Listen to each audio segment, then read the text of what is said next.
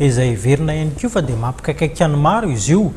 satria dia nisy mihitsy aza ny fitokonana izay nataon'ny vondron'ny olona miaro ny Zon Ny Mpanjifa eto Madagasikara anairana ny tompona ndraiky mpanjakana eo anatrehan'ny fiakaran'ny vidin'ny solika ny sarandalana izay andavanandrom-piainan'ny mponina no mampiasa ireny fiara-pitateram-bahoaka ireny dia nahitana fiakarany sasatsasany tamin'ireo fiara fitateram-bahoaka ny sarany zany ary dia mampikaikaikany maro izy ireo tetsy amin'ny tobo fiantsonan'ny fiara 7 am'zato tetsy akatso no nanao hetsika izy ireo rahantsika antsara.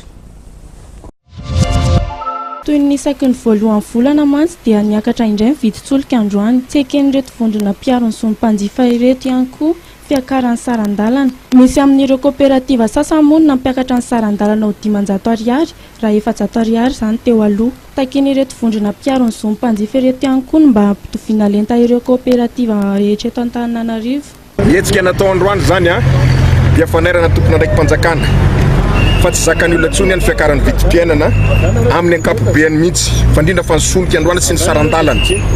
ka io zany misy fepetra tokony horaisana am'izay manomboka eto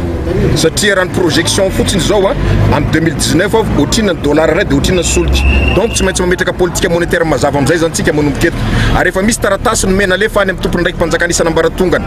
président premier ministre ministre ny finance gouverneur banque centrale CFM FFMKM sy ny zay rehetra tokony tandrify an'izay amin'ny zavatra ny takina BDB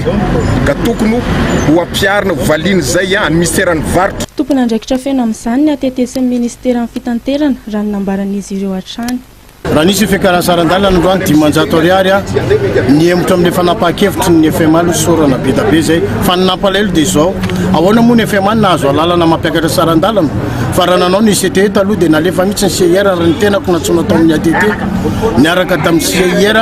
niaraka amin'ny colonel ZDG ny ATT taloha colonel andry